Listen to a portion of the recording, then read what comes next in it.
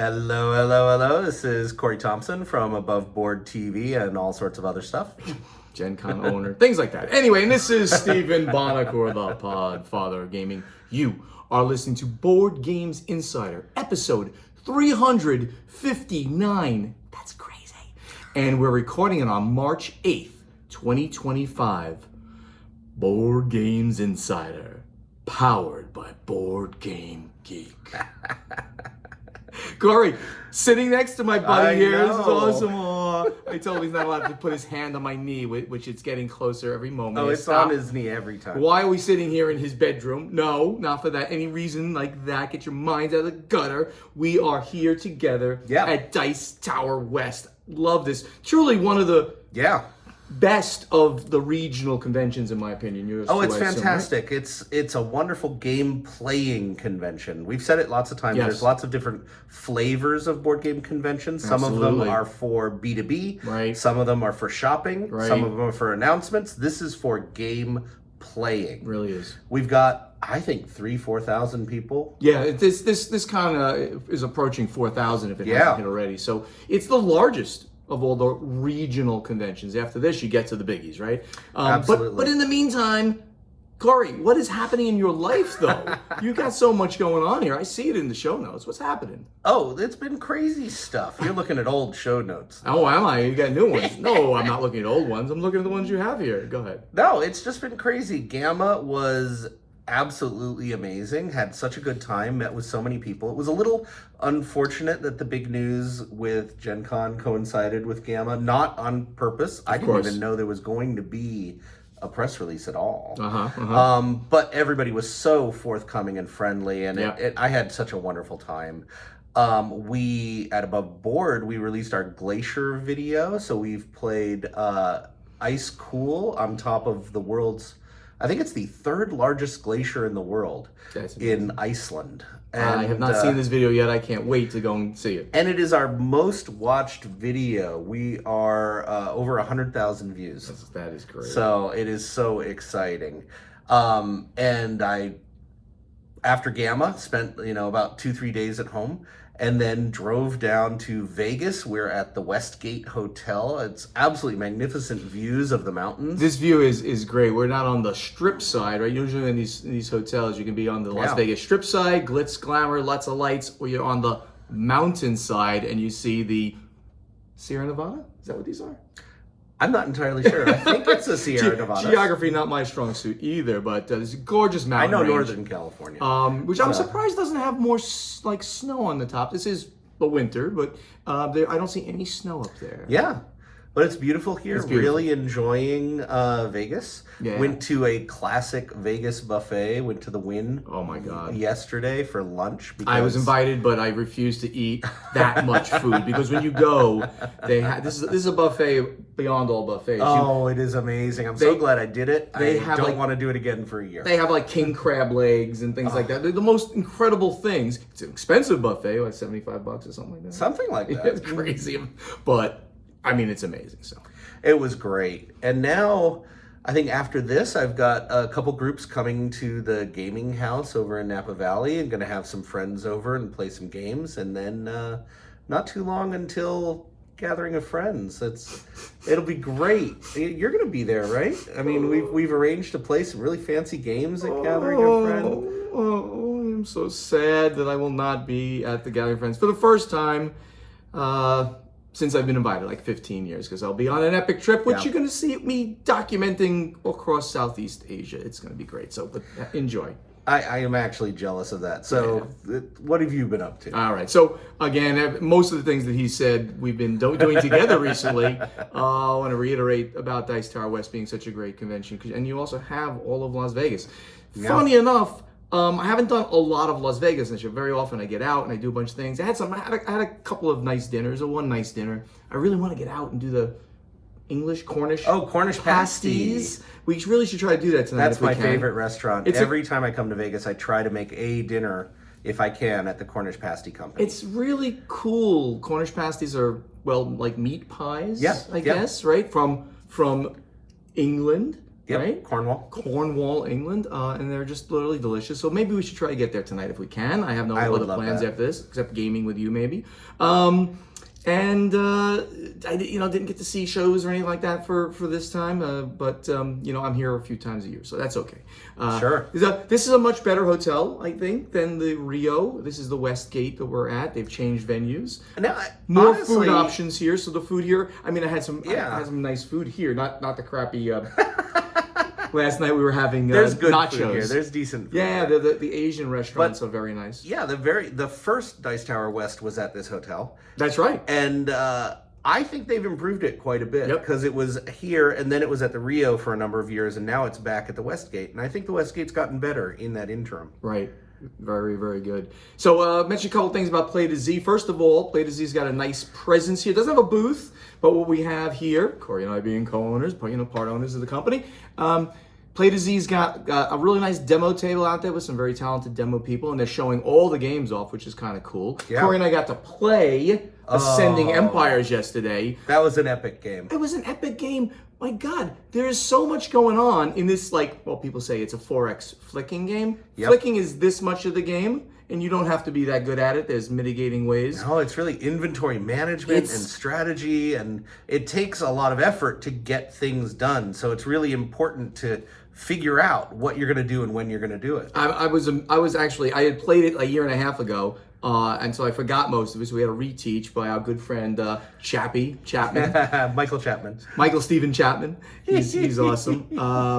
But it was just a great experience that we did that. I also want to pitch to everybody out there that 23 Knives will be coming in April to retail. That is going to be fulfilling very soon to Kickstarter backers. It was Kickstarter, yes. Yep. And 23 Knives is a social manipulation game, not social deduction, social manipulations. Check that out if you like games with intrigue and stuff, where Caesar may die if you're against him with his 23 knives in him, or he may live and you might be supporting him. So all great stuff coming there from Play to Z. And now, the event deck. Ooh.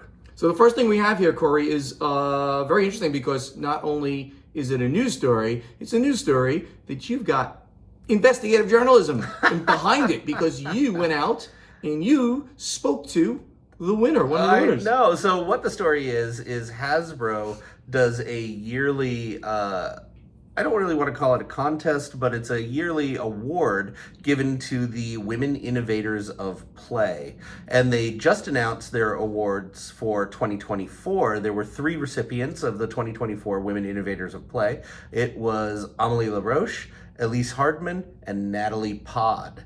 And I was lucky enough to meet Amelie LaRoche, who had a booth set up at Dice Tower West. Very nice. Absolutely delightful. Talented beyond belief. She is a computer person. She's an animator. She publishes her own games, does the art, does the design. I just want to throw out there, she did the animation, if you've seen it, for Horizon Zero Dawn. No. Robot dinosaur video game. It's like one of the most beautiful games ever. Oh, that's nice. So, Hasbro does this challenge where they find the next women-led innovators in the toy industry. And there were more than 100 submissions, and they work very closely with the winners to try to help them get established, published, and get their designs out to the public.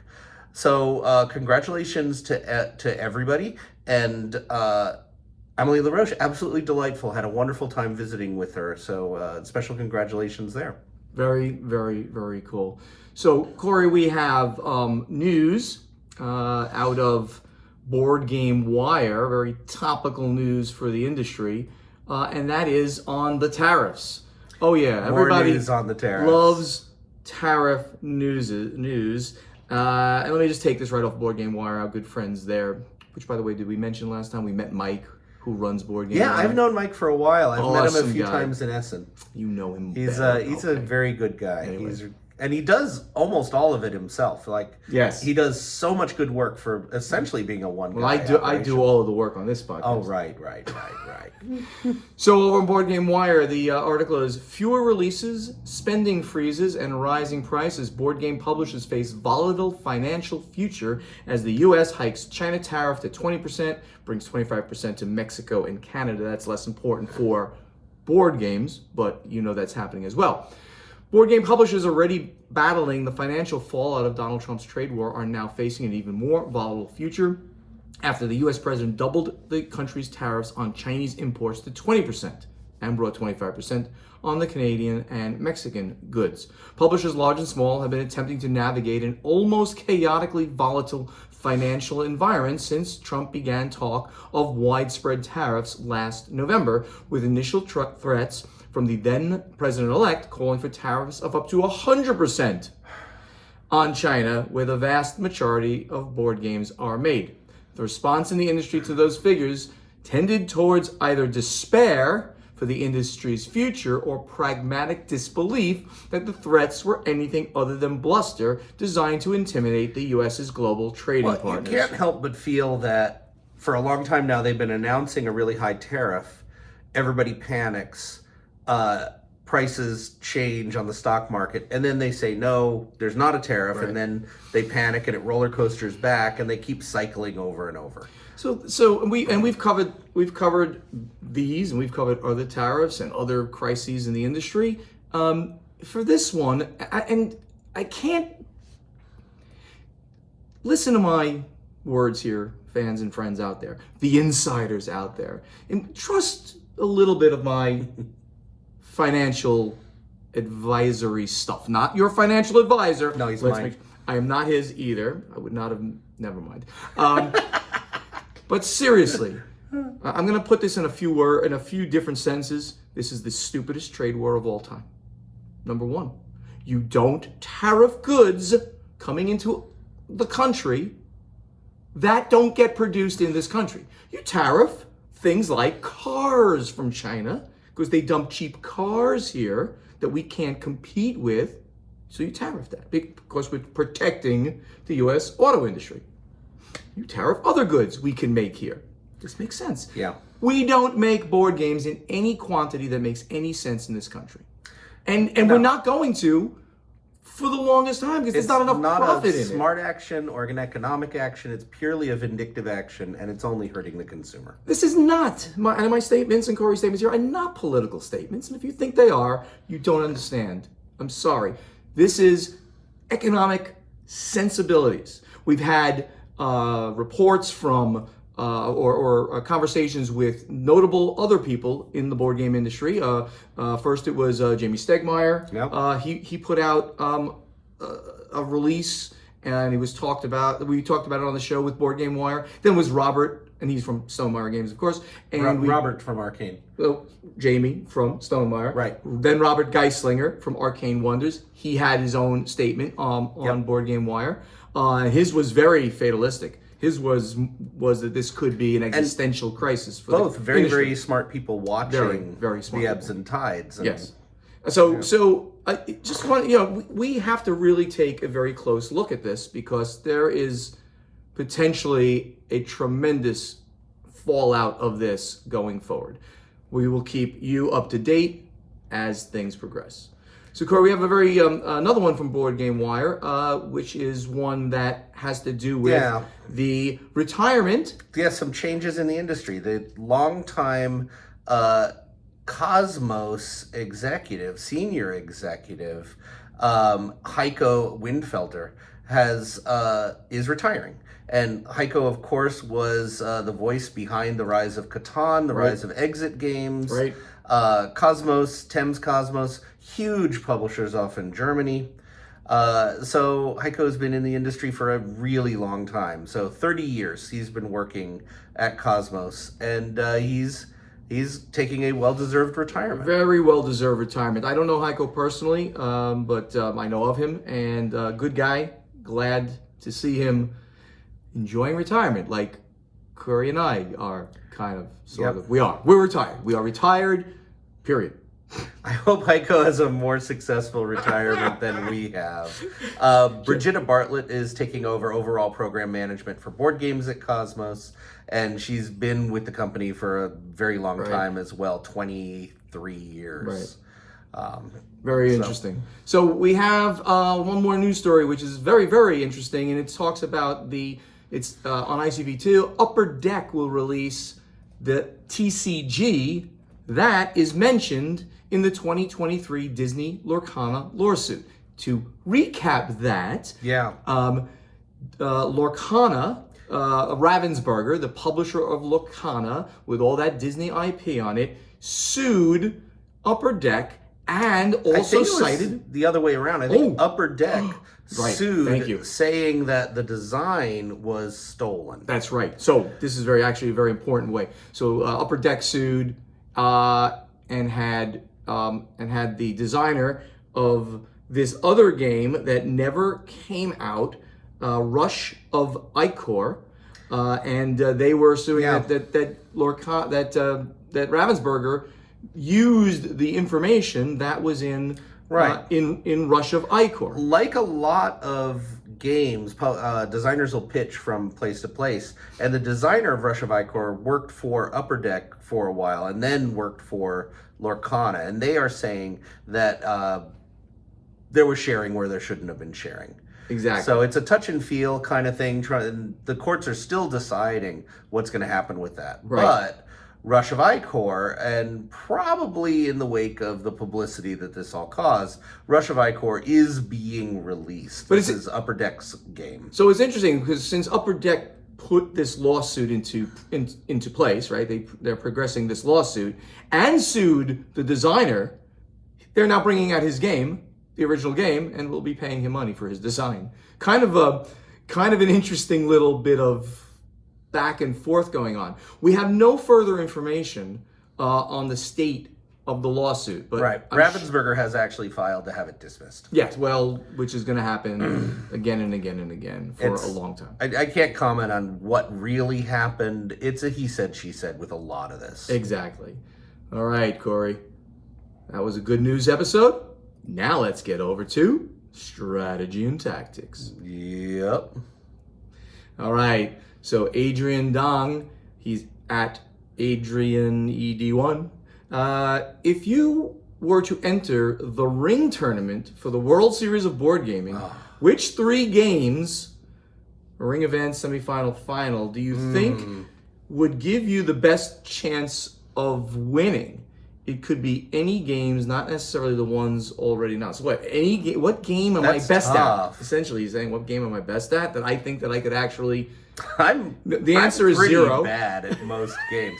I will say that if there was a tournament for Bonanza, I think I would do pretty all right.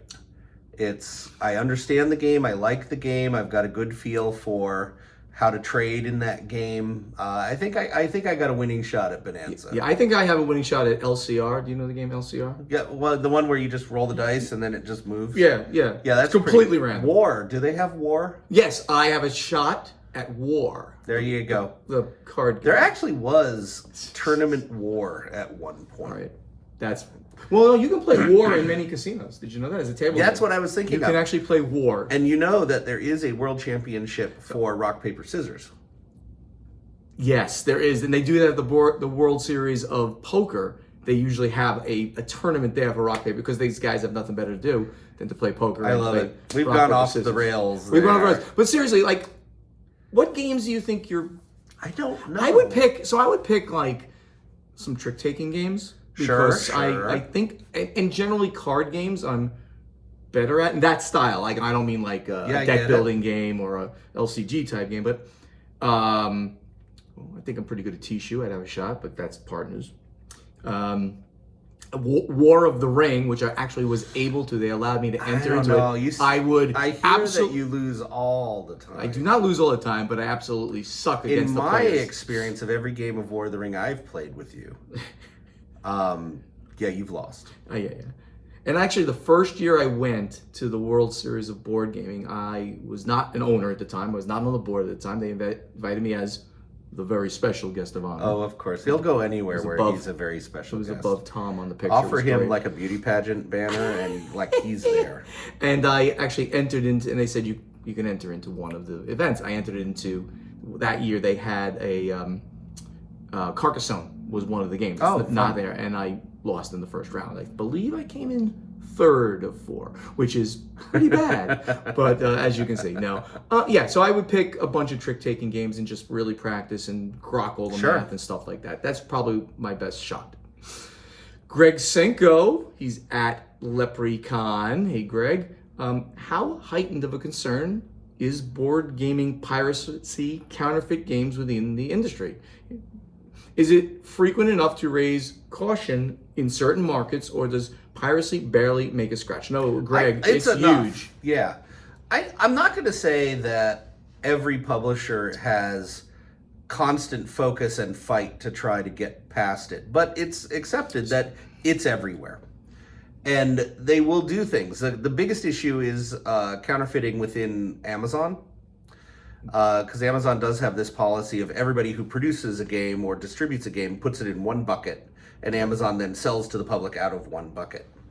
And so it's easy for a counterfeit copy to end up in the bucket, no matter who you buy from. However, you're right. However, Amazon has taken large They have strides. taken more measures. They now have a, I forgot the name of the program, where extra stickers get put on to the box, usually at the printer or at the like at the consolidated level, like PSI was selling Stronghold. Genuine stickers, yeah. And you can know, and they're numbered and they're coded, and you know exactly where it comes from, so they can't be counterfeited. So the games, only games that are true evergreens have this issue, right? That's the only ones that have this issue.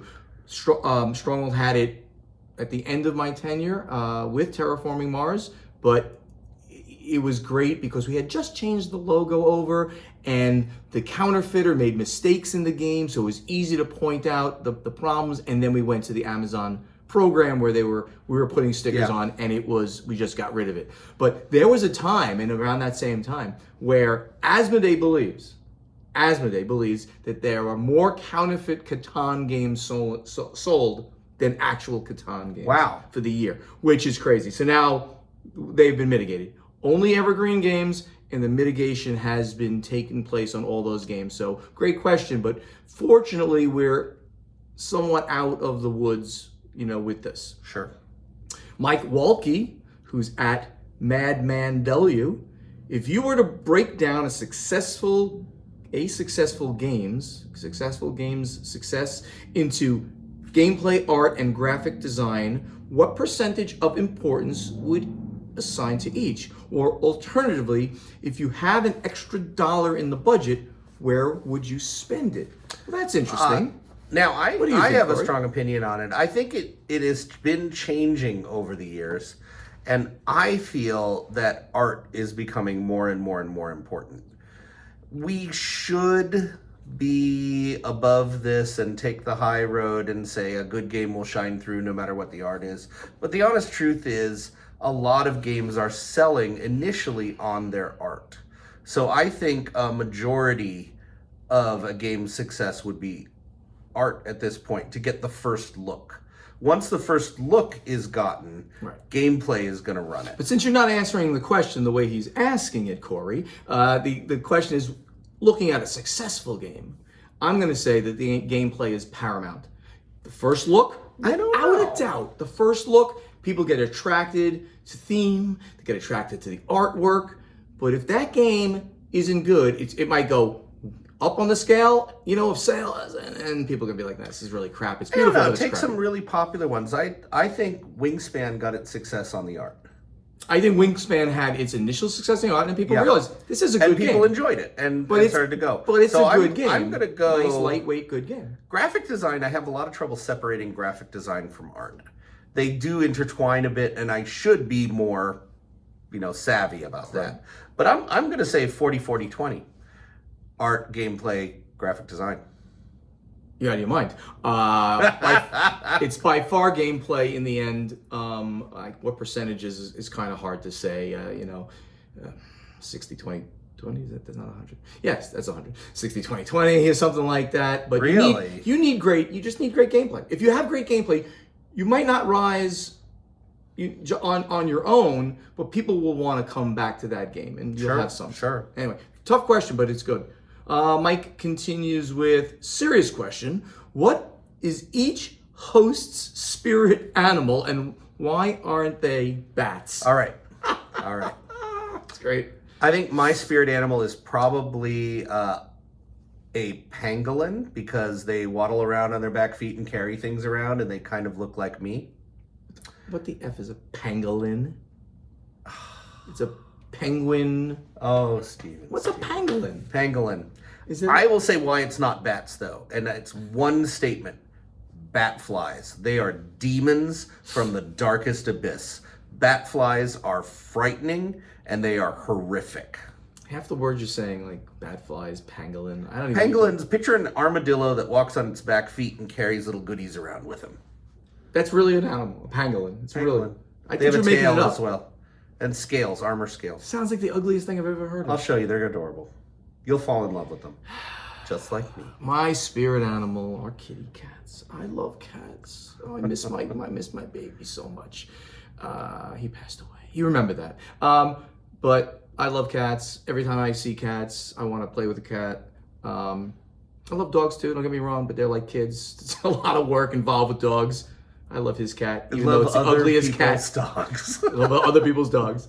His cat, the ugliest cat on the planet, but a lovely, lovely. He looks like a gremlin. He looks like a gremlin, but he's a friendly dude. It would be cats, and especially kitty cats. Love them little kittens. All right. And Mike has one more here. He goes, as I added the box extender to Thunder Road Vendetta, yes, that becomes a bigger box. I began to wonder how big of a box is too big. None. I mean, my answer. None too big. Well, my answer is I don't like any game. I don't like any game where the box cannot fit into a Calyx shelf. I disagree strongly. All right, here we go. None too big. I don't want to store. The new Everdell box is massive and fits nowhere, and it's amazing. Doesn't fit into a Calyx? Sideways maybe, but it'll stick out. It's just so huge. The Trove chest from Chip Theory for Too Many Bones barely fits in a Calyx. It's its own piece of furniture. Oh my god. Too big is more than Adventure Tactics. Have you seen the box to Adventure Tactics? No. Oh man, it's like the size of this table. It's massive. Too big is more than approximately 300 millimeters by 300 millimeters by. Oh crap! What would that be? About 600 millimeters. 500. No. And for the Americans, like 13 inches by 13 inches by 24 inches. That's a Calyx. Sure. Approximately, guys. Sure. That's not, don't correct me in the threads. Old Fantasy Flight coffin boxes too big. They're well. That's back in the day where pre-Calyx. They're pre-Calyx and they're pre understanding that people are going to own thousands of games. None too big. I disagree entirely. None too big. I got 3, 4, 5 of the coffin games, and I changed a 1x4. Did I tell you this? So I have 5 5x5s. You took out a wall, so and then I in. have 5 1x4s, but I took out 2 of the walls on each of the 1x4s. So I'd make 2 long things, and they fit perfectly in there. So that was my solution. I want the biggest boxes possible. Right. I want to marvel at how huge they are, and I want to not be able to carry them. You might have a problem with size issues, but let's go on. Ron, does that think it's like PG-13 when I say things like that? I guess it does. Your whole life is PG-13. Closer to R. This is a 12-year-old. Definitely closer to R. I might be NC-17, but only my good friends. I didn't say NC-17 because I'm not sure you're 17 yet.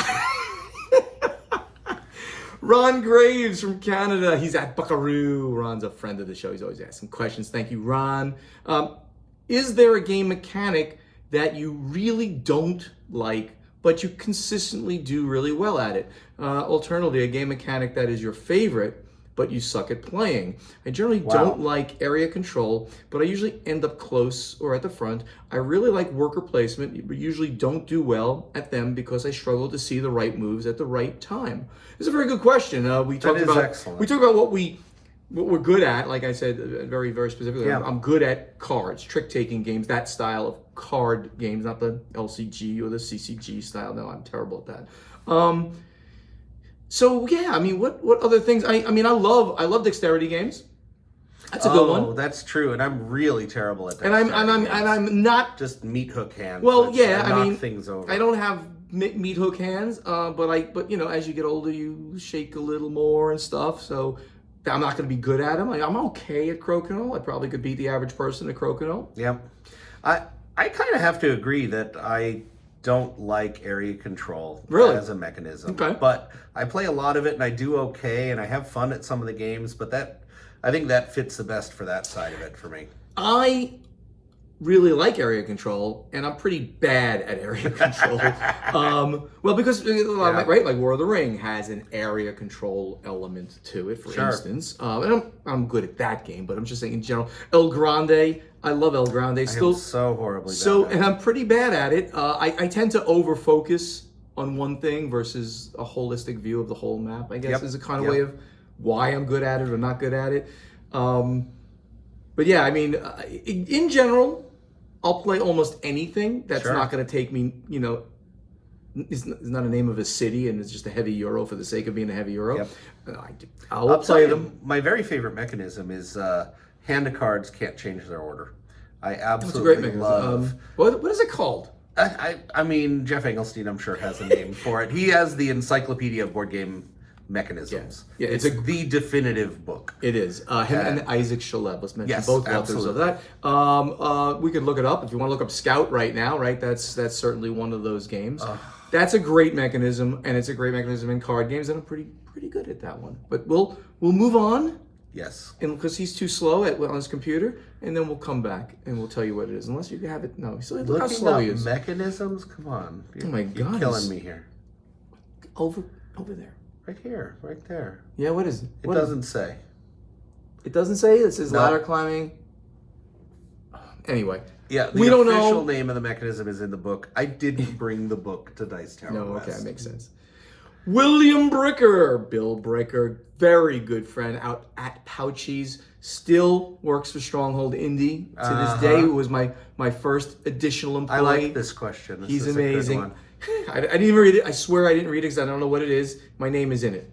He says, I know Bonacore doesn't read. And you just said that you didn't read it. But is there a book or series of books that you would like to see turned into a board game? No, well, what he's saying is I don't go out of my way to read books. And if I do, very often it's like nonfiction. Like I'll read a book on options trading or something like that. So back in the day. Or you got a lot older, man.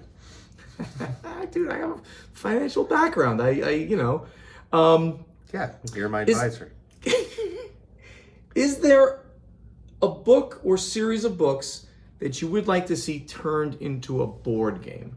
Maybe like, the Lord of the Rings? Do you think that? Oh, yeah, it's been done a few times. Okay. It's once or twice. Yes. I would say Brandon Sanderson Mistborn, but I think it's finally having good board games. So there's a long history. The Mistborn games, there was a Mistborn game about 4 or 5 years ago that was very political and didn't do very well. And it didn't capture the magic of the world of these books. But John Clare just put out the Mistborn deck builder. And it is excellent. It really feels like the magic of these books. So that one's been fulfilled for me. How about the book? It's almost sad to say this. Red Dawn. I feel like we might be living through it at some point. Which is a great Down. We need a Watership Down game. Okay, that might be interesting. I know of it.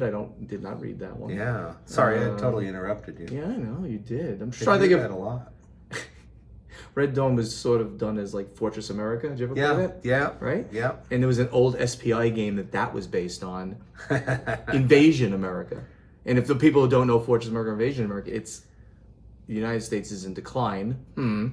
And all of the countries of the world, some of them, not all, band together to invade America. Like, chills. Scary thought. So, Bill, sorry I don't have a great answer for you, but I'll think. Good friend Patrick McElfresh, He's a DM, and he's just a fun guy. He's at hunting_Phoenix. Y'all are on most of the socials, I but think he not meant Mastodon. all All y'all? Yeah. Mastodon. Have you tried it? Why am I not? No, I don't. I mean, I can't keep up with the ones I'm on right now. I mean, when Twitter was in decline, there was a huge number of new ones that showed up, and I tried all of them a little bit, and Bluesky kind of hit best.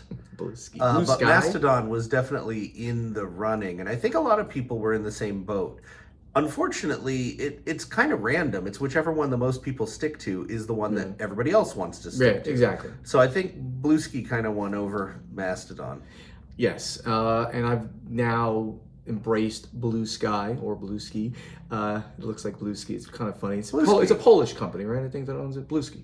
Bluesky. Yeah, it's pronounced like that. Yeah. Just like Blue Sky. The sci-fi video game Nemansky. Nemansky. Yes. What is that? What is it?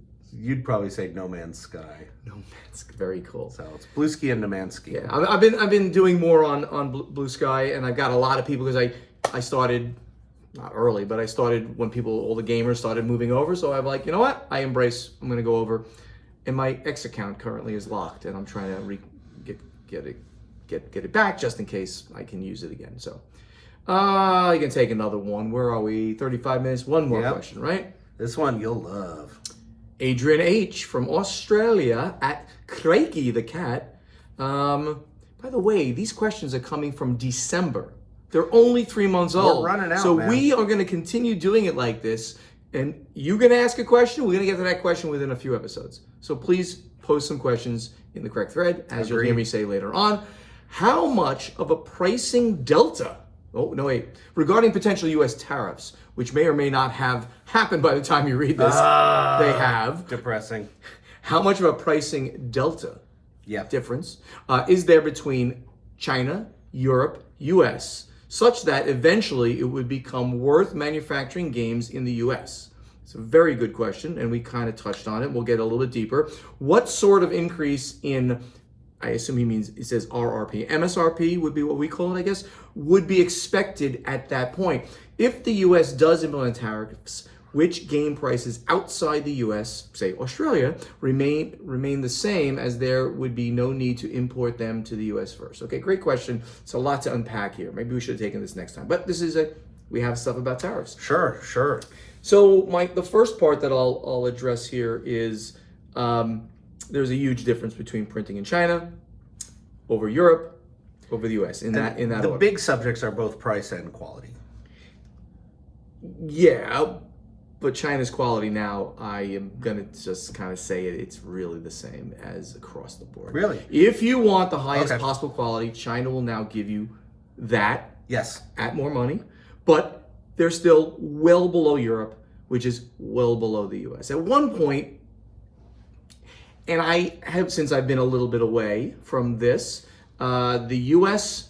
Ludofact USA, that's the arm of the German printer Ludofact Germany, was doing a similar price between Germany, which is much higher than China, into the U.S.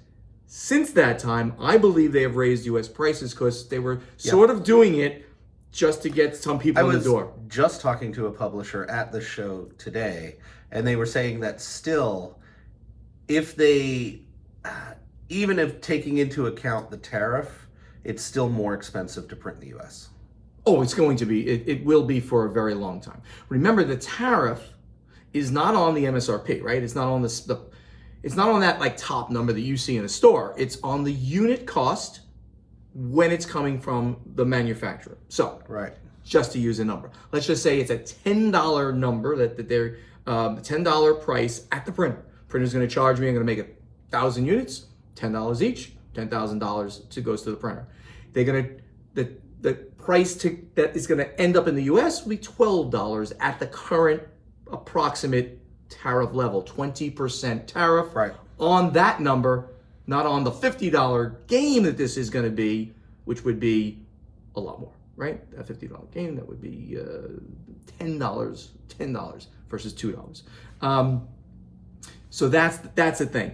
So you want me to go and try to deeply go into the exact amount of money? The difference is you're still going to be cheaper doing it in China versus doing it in Europe. And of course, the US is the most.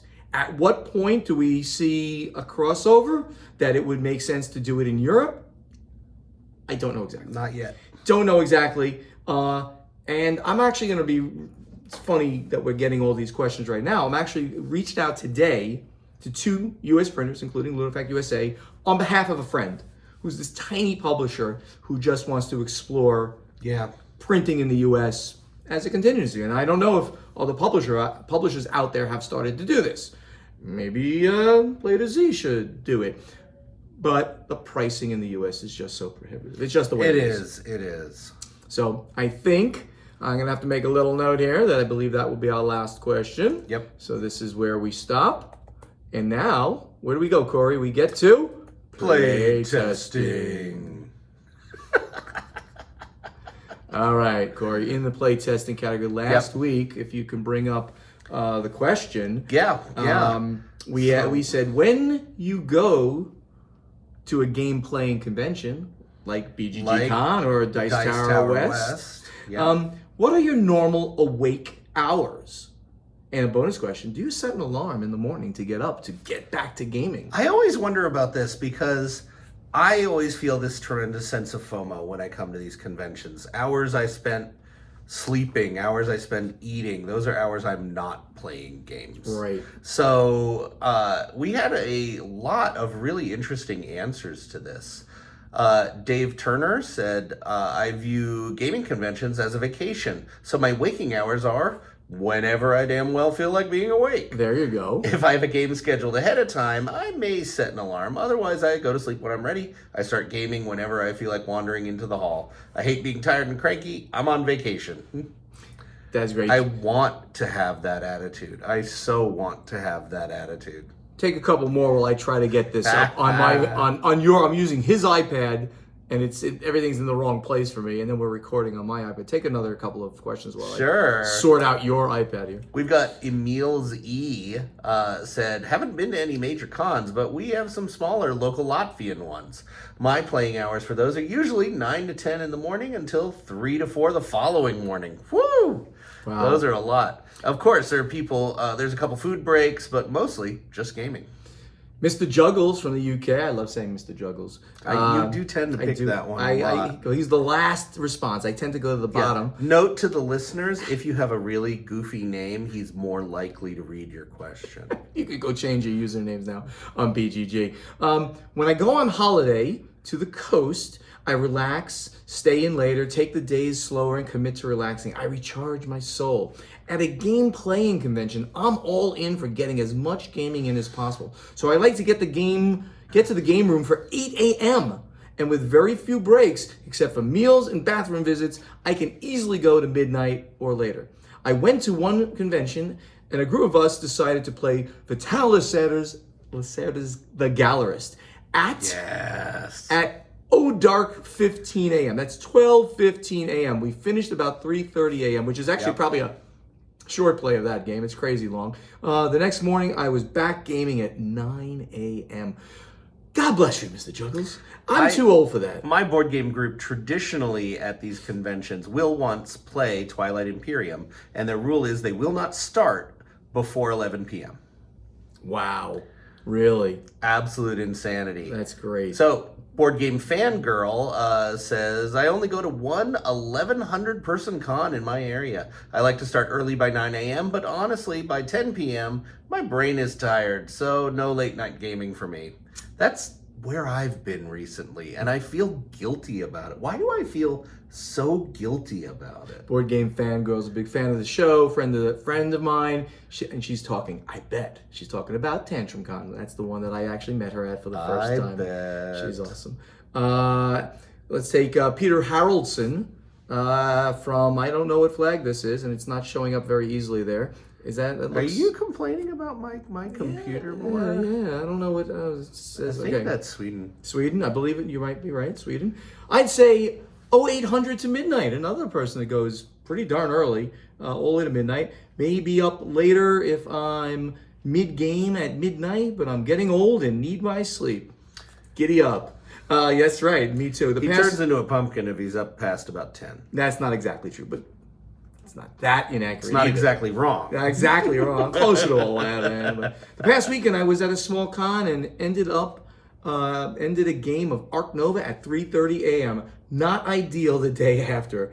I don't use an alarm clock. My daughter is usually with me, and she wakes me up at 8. Not a second later. It's funny. Most people didn't talk about the alarm clocks that they set, but Well, there was a couple in here, Couple. mostly if there was something scheduled. There you go. I often will do an alarm clock because once I went to Gen Con, I took a nap because of the jet lag and missed a whole day. So Peter Woken, really good friend of the channel, amazing, talented artist. Yes. Something about conventions triggers me to get far less sleep. Typically, I'm up by 8 a.m. and go to bed around 3 a.m. Too many games and people to see, too little time. That is my problem. That's my curse. I feel like I have to do it all. Corey, for this week, as usual, you gave us a nice question. Why don't you read it to everybody? And we'll post it. Here's the question. Hypothetical. Hypothetically. Clear your mind. You are given a one-of-a-kind version of a popular card game. Let's say it's official. You didn't make this yourself. Think all foil or unique art or cards made of something exotic like copper. Which I have a game with copper cards. Of course you do. Okay, questions. You've been given this amazing thing. Would you play with it, and would you sleeve it? So my answer is I would definitely play with it because I play my games. Period. End of story. Yep. And while I might sleeve it, like my War of the Ring Collector's Edition, I didn't sleeve the original cards because I don't play with the original cards. Sure. I actually play with the second edition cards, and I think I did. I sleeved those. And I don't sleeve cards, but I don't know. No, that I game don't feels sleeve. more. I don't know. That game. Did you sleeve the dice? No, be ridiculous. But I know that you kind of are implying a game here. So this is a true situation story, yeah, for me. for both of us. We were given, for our involvement in the Fellowship of the Ring Trick Taker, a very limited edition. We were each given a copy of the Trick Taker that's all foil cards. Yeah, it's and really it's nice. Absolutely gorgeous. I brought it out at a convention where you also were, and we started playing it. And as soon as the players realized it was all foil, and this was not common. There are very few of these out there. There's about a dozen. They all tops. dropped their cards immediately and refused to play any further until I sleeved it. They actually got up from the table, brought me sleeves, and stared at me until I sleeved I might have to sleeve it because, well, it was a really special gift that, let's call it out, Bree Woodward. Yeah. Lovely, amazing person. She works for Office Dog Studio. She's there. I don't know what the exact title she has, but she basically creates the final thing that they're going to do for a game, right? The way this game looks was based on Bree. The way that my game with them is going to look is based on Bree's incredible experience in the industry and just mind how she could envision that with, of course, input from other people as well at the studio. So, I think I probably should. She's creative director. I see that you brought that up on your screen. Creative director at Office Dog. I don't know if she actually listens, but she's a great friend and she's amazing. And a doll. So, Bree, thank you for those gifts. I'm gonna go sleeve it now. I haven't used them yet. I have them sitting there. I've used the regular part of the game. I bought the game after they gave me the. I bought the game because I'm going to support the company, even if it's $1 billion company. It's only fair. Corey, I'm about to post this. I'll do it later because I'm on an iPad here. His iPad, my iPad's recording. Also, you're incapable. And I'm incapable. I'm going to post this question to all of you guys out there. We're really running along today, which is great. Please go to the Guild on Board Game Geek, find the playtesting thread, and answer our question posed to you. And we're probably going to take one of your answers sooner or later. Yep. In the meantime, it's the final scoring. Thank you all so much for listening, and help us spread the word about this podcast by telling your friends to download Board Games Insider wherever they like to get their podcasts, or watch Board Games Insider on the Podfather of Gaming YouTube channel. And if you want to be part of this podcast, you can. Make sure you're a member of the guild. Then ask us questions for strategy and tactics. And as you can see from this episode, you're no more than 3 months from getting it answered. Might be less because we're going through those questions pretty quick. And then answer our question to you for playtesting. We'd love for you to be part of this and interact with us on social media. That could be on Facebook, X, Instagram, TikTok, Blue Sky, and YouTube. And the handles are the same across all of that platform at Board Games Insider, at Portal Games US, at Podfather Gaming, at Dice Tower Dish, at Play2Z Games, at Above Board TV, and at Nerd About Show. Follow us on social media, pick the one you want, and talk to us directly on those platforms, and the websites are the same as well. Special call out to the YouTube channels, which are our bread and butter. That's most of our stuff goes on YouTube. Portal Game Studio, the Podfather of Gaming, and Above Board TV. We'd love to see, will you stop pointing at yourself? What? I'm branded. Always be branded. Yeah, baby. I'm new at the branding thing. I get excited. We would love to see you at an upcoming convention. We're going to be on a convention hiatus of sorts at the moment. Sure. The next thing that some of you will, and I know there are some people who listen who will be on the Captain Quick's Gaming Adventure Cruise starting in Singapore. Wow. Yeah. And some people will see Corey at the same general time, April time frame, over at the Gathering of Friends. Yepper. So please talk to us on either. Interact with us. We really do. The people saying hello to me here have been so wonderful. Oh, just a hello. I just walk like, hey, Bonacor. I love that. or something like, hey, man, listen to the episodes. Doing great. That's all good. I'm going to try to make the corn shirt thing stick, so it's easy to see. It's not branding. That's not branding. It's not branding? No. It's more like highlighting. Thank you to Jake Thompson, his son, who does the editing. He's an amazing guy. Thank you so much. And that great voice you hear doing the intro, the outro, and the in-between segments is that of Ray Greenlee. And he could be contacted to do your voiceover work at raygreenleevoiceover.com. Corey, any last words? Any little tidbit of extra news you want to tell people? Right now, it's your chance. Right now? Oh, I don't got much.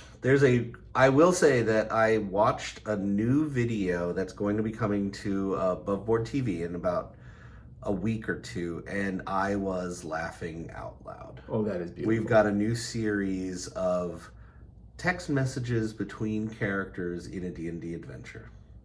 And I laughed harder than I've laughed in a long time. Oh, that is awesome. I am so lucky to have such talented people. That is great. So I'm very excited about his it. business partner, Travis Oates, business partner for Above Board TV. I guess I'm a business partner for Play to Z, right? Oh, sure. Sure. And all the money we make off of Board Game Insider.